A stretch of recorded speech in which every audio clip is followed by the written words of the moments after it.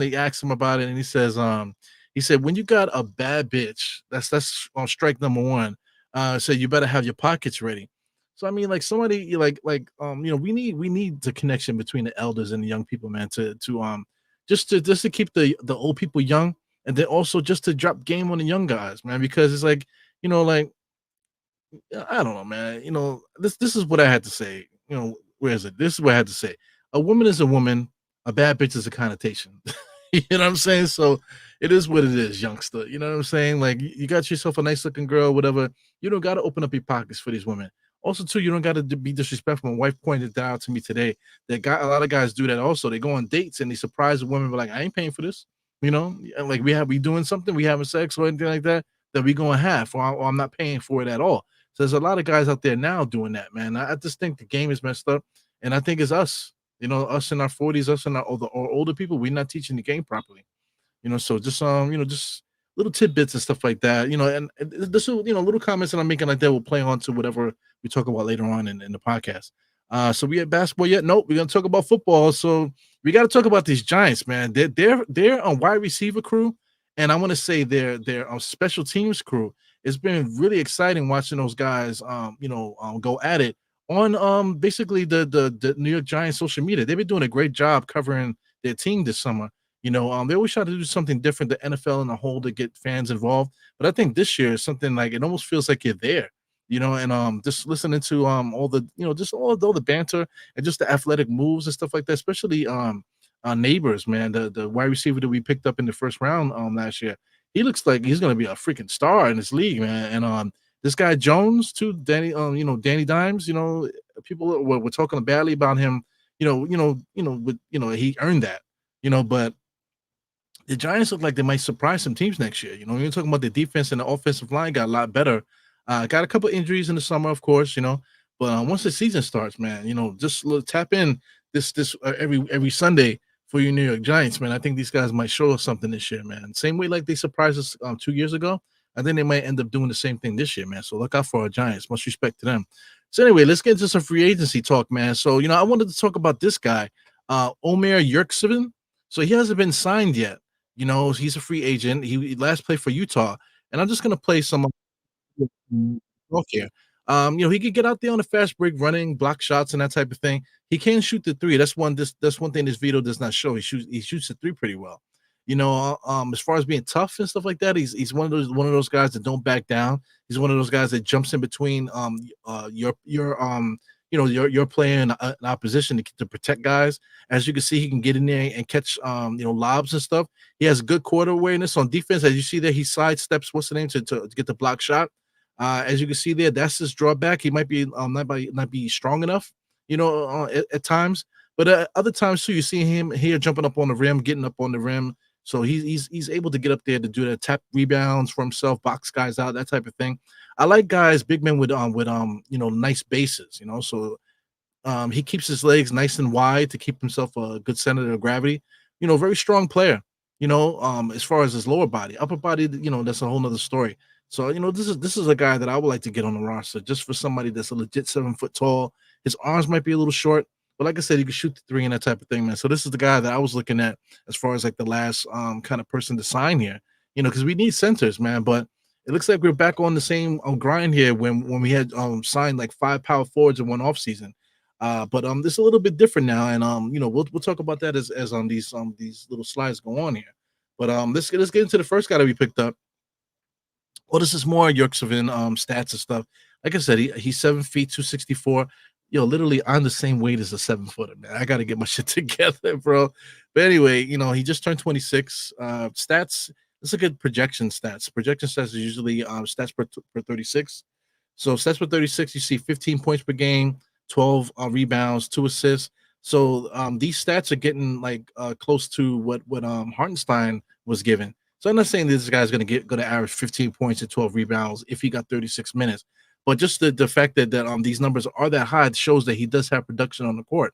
The 3-point percentage, as you can see, is 29%. But some seasons, those percentages were up. Am I right or wrong? Yeah, I see 42% one year. So I mean, that's he only played 9 games though, but he can shoot the three. That's the thing I'm just trying to point out with that. He can shoot the three. So I think if this guy was given like a backup role, I think he would flourish in it. But the Knicks made pivoted. The Knicks made a different decision, but the Knicks might not be done either, man. So like I said, that'll be the last point of the pod. But let's keep it rolling here. The Knicks did resign Precious Achiuwa, so I was kind of surprised that they brought him in, man. It sure took him a long time. He's been in talking about Florida. He's been in Florida the entire offseason. He's been doing charity work and stuff like that. He has an organization that gives back to schools and basketball programs in Africa. You know what I'm saying? So, shout out to all these African players, man, that go back to their countries and actually doing something out there to give back to the game where they came from. And I just think that is great. You know what I'm saying? That's why Embiid is not getting all the enough not enough love, but not getting any love out there in the world stage, because everybody knows that he's not native to the United States. So he gets booed every single time. People talking about he gets booed because of his sportsmanship. I think that's part of it too. He's like an extremely dirty player for somebody to be so skilled.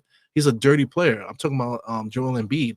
But for him not to play for his native country for where he's from, it's kind of fucked up a little bit, man. But anyway, back to this, man. Precious Achiuwa, you can see him working on different moves and stuff.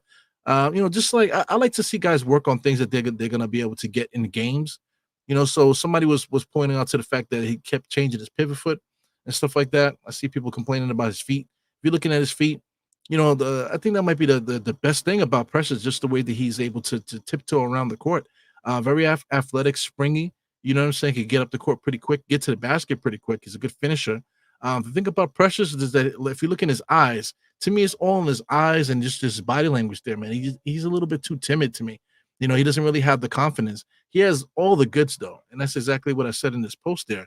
Right underneath there, I said he's got the goods. He needs confidence and opportunity. Not for nothing, I don't think he's going to get it with the Knicks. So I mean, I don't think he's gonna like we signed him, but Tom Thibodeau showed that he didn't trust playing him. So I just think it's going to be interesting to see what happens here. But we'll paint a picture as time goes on. We could take a look at stats too. 6'8" as a backup center. It's not, it says literally says center there, but 6'8" in his skill set, he's literally a small forward. Like say like back in the early 2000s and just in our era, he would have played small forward legit.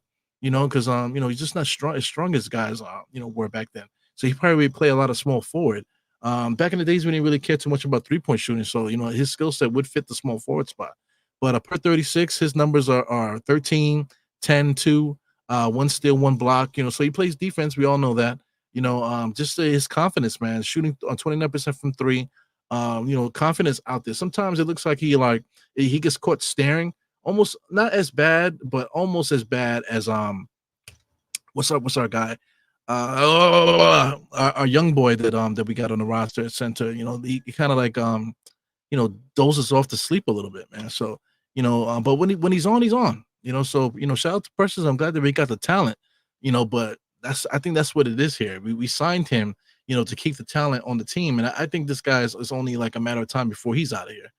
So he might end up getting traded at some point, to probably get better or not. We'll see, man. Well, like I said, I got some stuff to talk about, but let's get into this, man. When Nick signed the rapper, another NBA rapper type of thing, man. Like I said, there's no a sound or anything like that. I'm trying to get away from posting sound because I keep getting flagged all the time.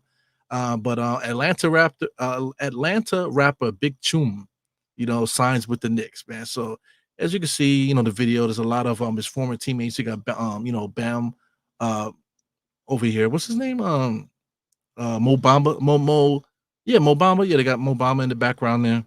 You see guys playing pool, bouncing their head with got money as a cell phone. So ridiculous, man. It's almost like a caricature. I'm about to make a mixtape. You know what I'm saying? I think I'm about to make a mixtape because all these young boys, he keep making this corny ass music. Right now I can make a music video like this, the same way. I can edit it the same way. I can make music, get a beat and put it together right here with the equipment that I have here. So that's how easy it is now. And this is because it's easy doesn't mean everybody should do it. You know what I'm saying? So the same thing that goes with podcasting. I happen to like my own podcast, man. So I think I'm doing pretty good. But anyway, Nick signed Achiuwa, not Achiuwa, Chum Okeke. So let's take a look at his stats here. Michael Scotto, give him respect. He's the one that reported it. He signed to an Exhibit 10 contract. Shout out to Peter Bottle, whoever that is, their sports writer for New York Post. So shout out to him. He added to it. saying that he signed an Exhibit 10, which is basically a training camp invite contract. So he won't be the last one. So the Knicks will probably sign other guys of notable name also too to these Exhibit 10 contracts. Like I said, basically training contracts. But I mean, this is a little bit different, man, because I remember Chuma Okeke being in the mix of some of maybe possibly picking him up to replace Julius back in the days, man. When Julius was doing the spin move and stuff like that, we were trying to figure out how to get up off of his contract. Getting a guy like Chuma Okeke was in the mix, man. But I think he ended up getting hurt. I don't know if he tore his ACL or something like that. I didn't really look at it, but I want to say he did get hurt or something like that. That's why we haven't really seen him or heard much from him, the last couple of years. But this guy is young, still young. As you can see, last year he averaged 6 points, 3.7 rebounds in 20 minutes, man. So man, that's fairly decent, man. You're talking about like if you play 30 minutes, you're talking about 10 points per game, maybe 4 to 5 rebounds, in 30 minutes. Not nothing to shake a stick at, man, but he can shoot the three, plays a little bit of defense, can get up there and dunk a little bit, but I mean, he's decent, definitely a decent shooting guard. I mean, power forward prospect. 6'6" is a little short, man. So 6'6" is literally a shooting guard. So you're talking about a guy like Josh Hart, that's 6'5", that's playing power forward, and we don't want that. So now you got Chuma Okeke, a guy about the same size, as Josh Hart, only an inch taller, playing power forward. So if he could work at power forward, I understand why people seem to think that Josh Hart could work at power forward. But skill set is different, man. Chuma Okeke plays like a power forward. Josh Hart is really a shooting guard. Just really a tough shooting guard. Extremely balls to the wall, tough shooting guard. So he's a Christmas baby, 223. So looking at the stats per minute, you got 36 minute stats here. You got 11 points per game last year, only 6 rebounds. Like I said, that's basically the math the ERU math that I gave out, man. 2.4 assists, 1.3 steals, and 0.7 blocks. He can shoot the three, 30% there. But those stats are don't really show what we can really do. This is his stats the last couple of years. As you can see, it wasn't last year, but it was the year before. He only played 27 games. So take a look at the games before that. As you can see, the minutes were up, 25 minutes per game. So let's take a look at those stats. 25 minutes per game. He averaged 8 and 5. The assists and the steals about the same. The block shots were up. Then. So I mean, he might have lost a little bit of athleticism due to the injuries that he had throughout his career. But as it says here, he's only 25. So it's worth bringing him in for a camp invite to see if anything can happen.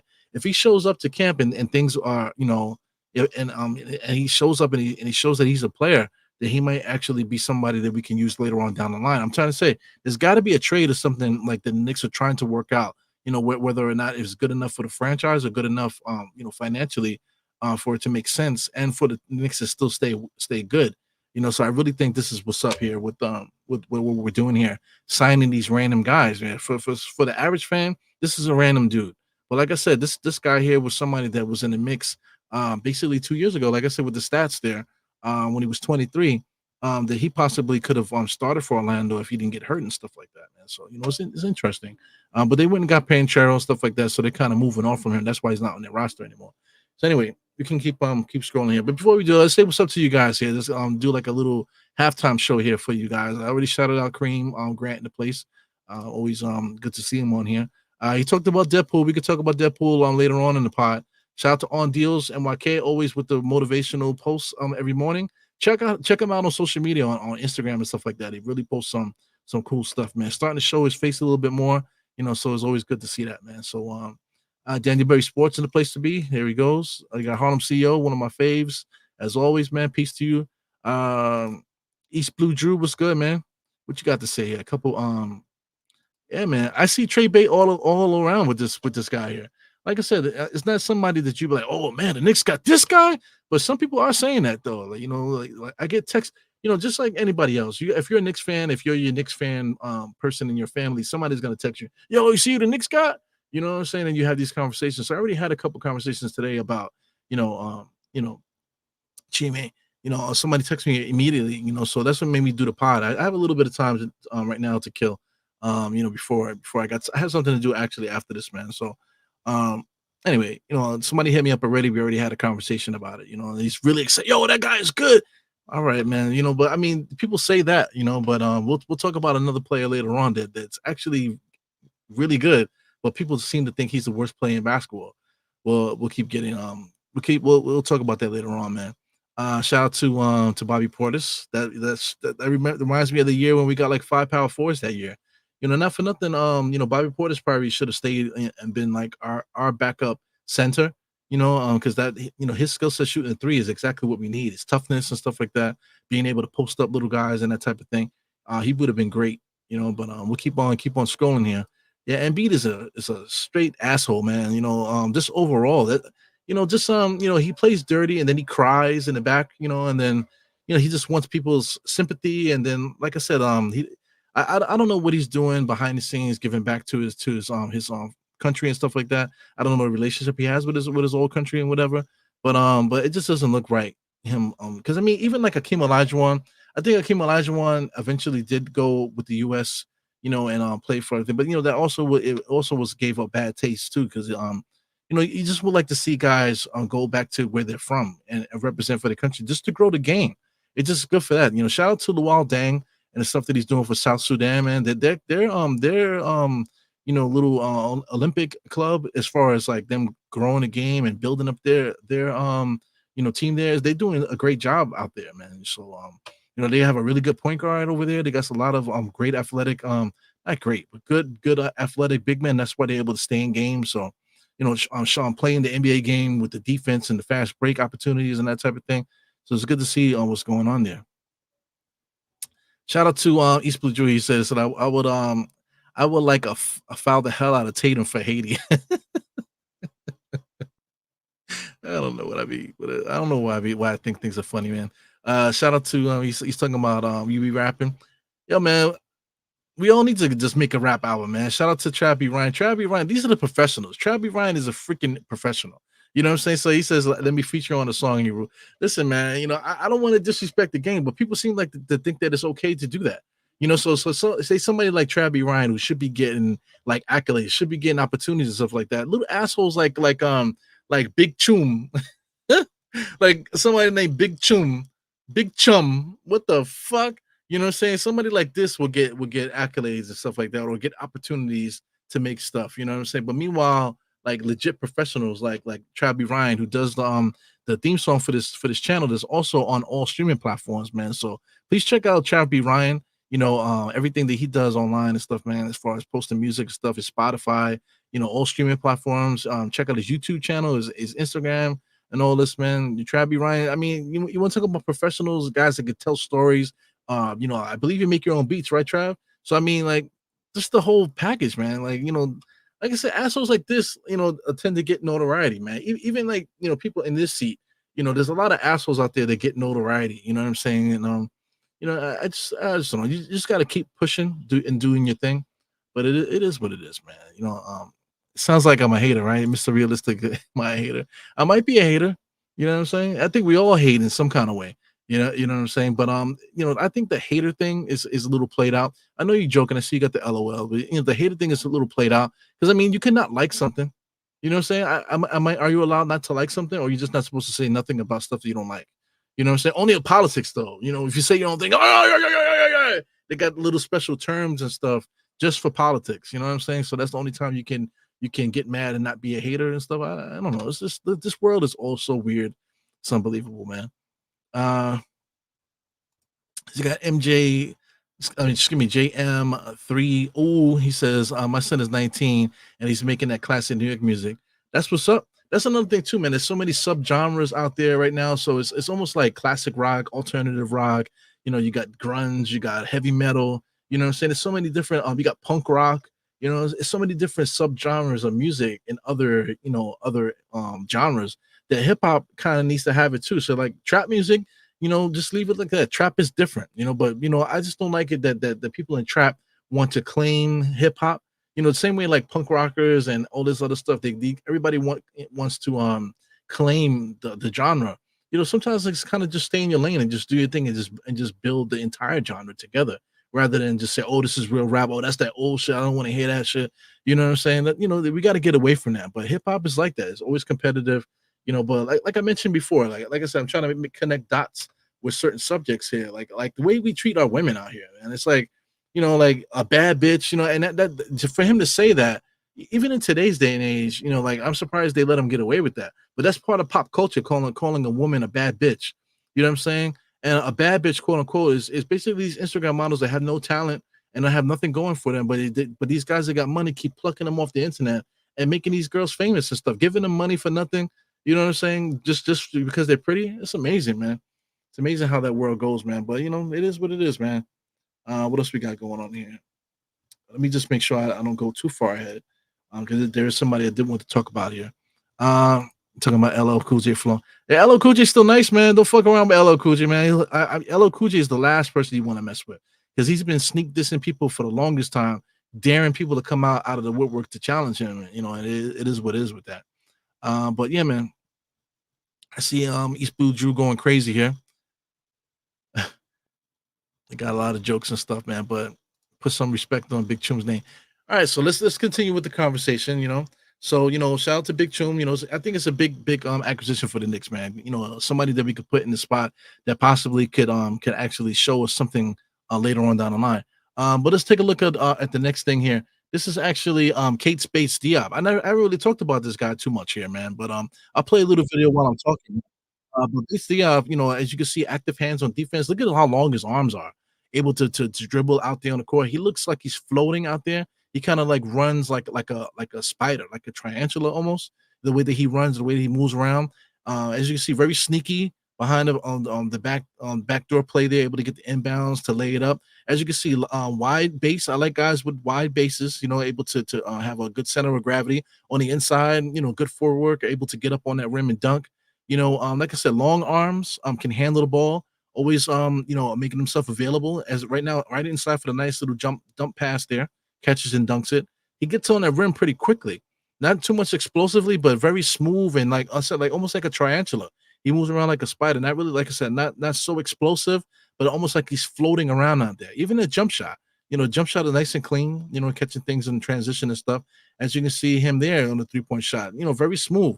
Like I said, he gets it. Everything is kind of just like, very smooth the way he shoots it and stuff, man. So I'm a big fan of this dude, Bates-Diop. I think Bates-Diop is good enough to be, solidified as a backup power forward for the Knicks with Julius Randle starting there, man. The 3-point shot, like I said, is smooth. He catches it, he just kind of just like, just kind of like pops it up there, like floats it up there, you know. On defense, you can see he's making good touches there. He's on his tippy toes on defense, got his hands up. I really like Bates-Diop, man. So I just, I didn't really get a chance to really talk too much about him. But now we have Chuma Okeke in the mix. Shout out to Bates-Diop. Let's take a look at his stats. 6'8", also same size as Precious. I like him better than Precious, though, to tell you the truth. But keep scrolling down. He's 28 years old. He's basically the same age as Brunson. They went to the same they didn't go to the same high school, but they were in the same state when it came to like state championships while they were in high school and stuff like that. So he came up during the ranks. Then he was kind of highly ranked at the time when he was in high school, but between that time and the pros, things changed a little bit. Right now it says he's out for the season due to a procedure, a stress fracture. So he had a stress fracture last year at the end of the season. As far as 36-minute stats, you're talking about 13 points per game, 6 rebounds, 2 assists, one steal. That's per 36 minutes. Doesn't really jump out at you. 3-point shot, 34% is pretty decent. Looking at his career stats here, the 3-point shot is kind of hit and miss. One year he did shoot 39% with San Antonio, and he actually played 67 games, 42 starting. That year he averaged 9 points, 3.7 rebounds. So rebounding wise, he doesn't really rebound well. But he's basically like a kind of like a small forward. Like a true small forward. So I like having him around. So I think this guy right here, I think a lot of Knicks are gonna like him. He's gonna be a fan favorite kind of player. So I really like what we got in Bates-Diop. I like Precious too. I like Chuma, but I really like Julius Randle. People forget about Julius, bro. Look at Julius. We'll talk about that in a second, man. But I mean, Julius, Fred Katz here is bringing up the doom and gloom here about his extension. I don't know what we're gonna do about Julius Randle's extension. We already spent a lot of bread, man. If you want to take a look at the Knicks salary cap here, right now Julius is our highest paid player. He's making $30 million per year. You got Brunson right behind with Mikal Bridges, Josh Hart, and whatever. But they don't have Achiuwa's contract in there. So Achiuwa actually he would be the highest paid player because he's going to be making like 40 something mil as the highest paid. So OG's our highest paid player, but he might not be our best with Brunson and Julius on the roster. Brunson's contract is not there too. Next year, Brunson will be the second highest paid player. When his extension kicks in. So where does Julius fall in the mix here? Because we still already got Mikal Bridges at 24. Josh is still making his 19, basically $20 million per year. So where does the money come from to get Julius Randle back on this roster as far as extension is concerned? Is he gonna? My opinion, I think Julius Randle is gonna take it to the end of his contract. I don't think that he's gonna try to get an extension now. I think Julius probably just wait to the end of his contract to see what happens there, and then hopefully the money's there for the Knicks. Is that good for him? I'm not sure. I'm looking at it here. It says he has a player option for 25, 26. So maybe he just does that. Maybe he just takes the player option that's available to him next year and just goes, not next year, but next the following season. He could just do the player option, take the 32, and then worry about 26, 27 when the time comes here. You know what I'm saying? So I think that might be a good thing for the Knicks to try to just get him to do that rather than extending him long term. But everybody keeps talking about extensions and extending extensions. Just the way that Fred Katz talks about it. Fred Katz wants you to go on New York Times and pay whatever amount of money to read his article. I will not do that. You know what I'm saying? So he just says he might have to take less, much less. So how much less are we talking about for a guy that's basically our second best player on this team? How much money should he be getting? Because like I said, because Achiuwa, not Chua. OG Anunoby is going to be making 40 plus, and he's not even our best player. He's like he would be our probably fourth best player on the roster. Third, fourth best player on the roster, and he's paid the most. So what is Julius worth if he's literally our second best player? Even Julius at some points of the season is the best player on the court a lot of times. Julius Randle. So why does he have to take less money? So what is less money? Is he going to have to take less than he's making? He's only making $30 million a year. So you mean to tell me that Julius Randle is going to have to get paid 24, 23 what Mikal Bridges is making? And meanwhile, Mikal Bridges is a fringe kind of like he's basically a starter, role player, a fringe, maybe all-star kind of guy, for somebody that's a bona fide all-star, bona fide, first, not first team, all NBA player, first team, second team, third team, all NBA kind of guy, you know, um, so I still understand the logic and just the narrative that they're trying to build here because a lot of these beat writers, they don't want Julius around, because it's not good for them. And plus, they have articles already written in the stash on their computers, ready to bash out Julius Randle. I just don't think it's fair. You know what I'm saying? So my thing is with Julius, with the contract talks, extensions and stuff like that, maybe he should just wait. Maybe he should just take the 32 and see what happens. Let's take a look at Julius Randle real quick. Julius Randle will be 30 in season, so he turns 30 in November.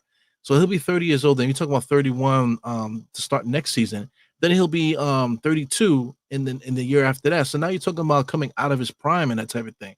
So maybe Julius is just content with the money that he's getting, the endorsements and things of that nature that he's getting at the moment. And then maybe he's just thinking about, okay, well, at that contract, I'll just be looking to ride out the rest of my career. Maybe he's that aware of himself, you know what I'm saying? Just more aware of where he's at in his career and stuff like that. So maybe he is that way, because he's shown that up until this point too, because it goes without saying that Julius Randle did take a pay cut with the current extension that he's already on. Because Julius Randle could have made 40 something $million, with that extension that he could have had, but he chose to for the cheaper extension, that has him around 32 million for over the next 2 years there. But he could have gotten like closer to 40 if he would have signed on to what he should have signed. You know what I'm saying? So I mean that goes without saying too. Jalen Brunson got praised for taking a pay cut, but like I said, I gotta say it again. Julius Randle took a pay cut also, and now you want him to take another one? Fuck, bro.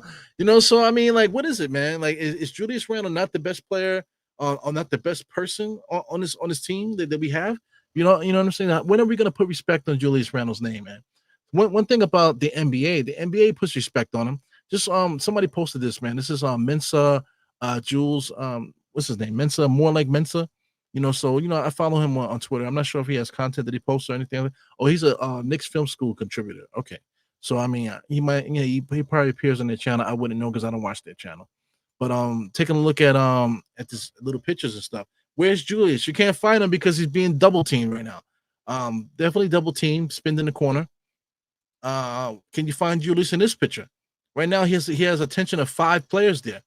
So this is ran into Julius Randle's ballpark here, where he has shooters all around him. He has a dunker on the inside with Hartenstein. He got a shooter with Dante on the left. He has Hart on the right, and he got Deuce McBride behind him. You know what I'm saying? So look at the attention that Julius brings, man. How many players in the NBA could do that? Scrolling to the left here, here goes Julius again. Heavily defended here. Got the attention of 5 players again, and all shooters, nothing but shooters and cutters all around him. You know what I'm saying? So that's how Julius Randle works with us here. Here he goes again, being surrounded, being attacked by Giannis. Basically blow past him. He's gonna have an open shot here in the paint. But as you can see, there's shooters all around. You got Brunson onto the right of him. You got Mitchell Robinson for the dunk. You got another shooter. I believe that's it might be RJ over there in the corner. And then you have I believe that's Grimes over there on the left hand side there, man. So the attention that Julius Randle could bring to a team, the NBA sees that because they actually their whole defense is about stopping Julius Randle and getting the ball out of his hands. You know what I'm saying? Trying to stop him from scoring on the inside. You know what I'm saying? So that's the type of player he is. He's a good basketball player. But why does he have to take a significant pay cut? And this emphasis in with the post, he may have to take less, skip a line, much less. And fuck you, dude. You know what I'm saying? Well, it is what it is. But reality must set in. What is the reason why the Knicks are signing Precious, man? He's not a center to me.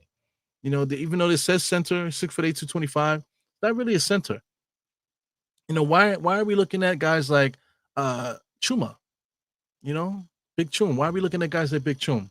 Why did we bring Keita Bates-Diop in here? Is there writing on the wall for us to replace Julius Randle? Because we still haven't signed the center. So are we literally gonna trade Julius Randle right now? They keep talking about Cat. They were talking about I saw somebody today was talking about somebody the center Vucevic on the Bulls, talking about him also. So are we looking to get a center right now? Are we looking to still trade Julius Randle to get a center? I mean, Cat is the only player that I would want, because at least he's still a 20-something point a game scorer, and he could play center and stuff like that. So if we was to trade Julius, then we can transfer Chuma, who's on the Exhibit 10 contract. We could transfer that to like an official contract for the year. He'll basically be on a minimum contract for the year. Precious will be there to fill in for the power forward spot. And you got Keita Bates-Diop around that can also fill in for the pieces, fill in pieces too. So I mean, I don't like it, man, but the writing is on the wall for Julius Randle to be traded. And I don't like it. I would rather keep Julius. But as the season goes along, and like I said, it's still so much off season to go. Anything is possible, man. So I just want guys to prepare for something like this to happen. The writing is on the wall. This whole podcast is about writing is on the wall. Just building up to this here. This is the closest Julius Randle might be to being traded. And like I said, people been complaining about it for all these years.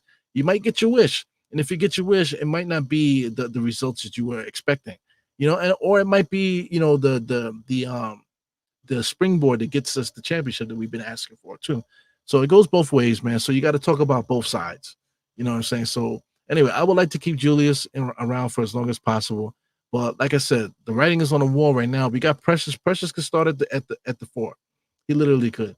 And if we had Cat here at center, Precious and Cat at the 4 and 5 is fine. If you sign Chuma, as a backup, he'll be fine as a backup power forward also. Like I said, Keita Bates-Diop also will be a nice forward to have off the bench also. So like we got all bases covered. If we were to trade for a guy like Cat for Julius. Man, I hate to talk about it, man, but it is what it is. You got to do what you got to do. But anyway, I'm hot as hell, man. I'm glad you guys popped in here, for the podcast, man. It's been a minute. It's been about a week. Like I said, your boy's on vacation, as you can see, nice and golden brown in the place to be, man. You can see the tan. Like I said, tan lines is disgusting because I don't like to get sunburned. That's why I like to wear these sweat wicking shirts and stuff. They kind of like UV protective a little bit. So I don't have any sunburn at all. My wife and my kids, they're burnt up like French fries. You know what I'm saying? But I'm still chilling, man. As you can see, the head is nice and dark too, man. Beautiful. Shout out to this hat too, man. This Knicks hat. This is my summer hat that I wore. You can see Knicks on the back there, so I'll put it to the back just so you guys can see the brown head underneath, and just show off the little Knicks sign there in the back. It's actually a dope hat. It's a Knicks hat. What is the company? Forgot the name of this company, man. Oh, Alpha Industries. They tend to do military style equipment. That's their logo, and they make good military style clothing, and they do sports collaboration. They do collaborations with a lot of different companies, but they've been doing sports collaborations with New Era and that type of thing. And I'm gonna be buying their stuff, man. So if they're watching, whatever, what I'm saying, send your boys some merchandise. So anyway, this is your boy Eru, man. We up out of here. Let me just, before we get out of here, I see a notification here on Twitter, man. Let me see if anything popped up. Any news popped up while I'm talking. So no, they're just talking about Chuma, this official announcement of Chuma Okeke. Yeah, so that's dope, man. Another piece to the puzzle, man. So I'll catch you guys soon. There's always going to be something to talk about. I still want to get some interviews going, man. I see some people are starting to do that now. So I'm going to start to try to do my interviews also. So look for more content on Die Hard Knicks podcast channel. And I'll catch you guys next time. Shout out to Bodega Wi-Fi dropping in for the last second there.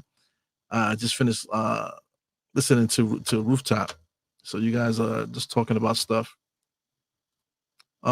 Yo, shout out to Vibes Cartel. Vibes Cartel is home, man. So this Labor Day is gonna be crazy in New York, man. Shout out to Vibes Cartel.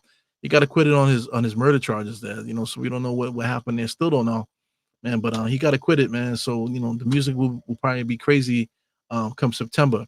Of course, too. Let's also talk a little bit about Deadpool and Wolverine.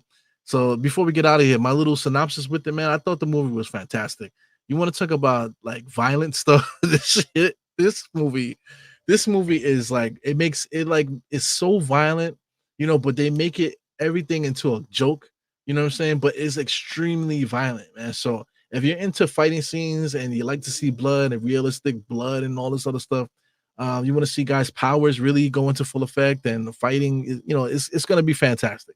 The what do you call, the fan service is incredible. They show a lot of things. They bring a lot of guest appearances and stuff like that on the show. Everybody knocks it out the park. It's a nice joyride. It actually does have a good story along to it. Of course, there's always going to be plot holes in comic book stories, man, but it is what it is.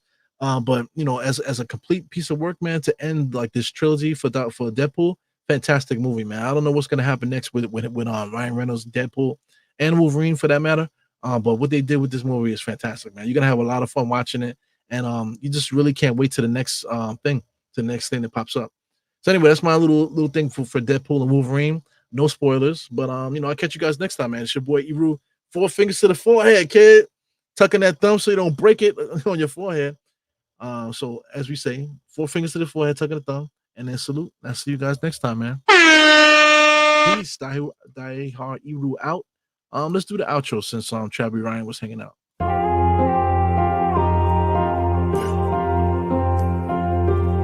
Eru, I see you. Die Hard. Trap. We gonna do this one the right way.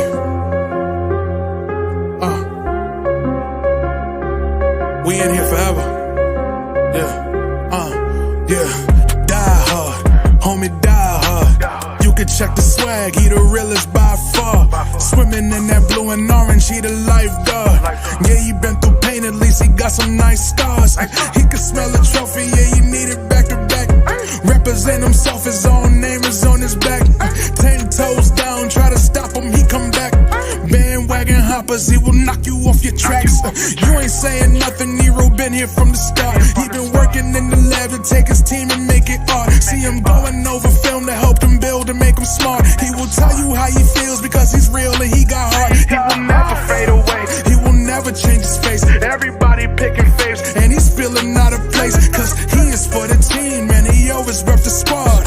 Like that Christmas movie, he gon' always die hard. City on my back. They ask me what's my name, and it is on my back. I'm just speaking facts. We got big dreams, we ain't looking back. We be really die hard, yeah, that's a fact. We be really die hard.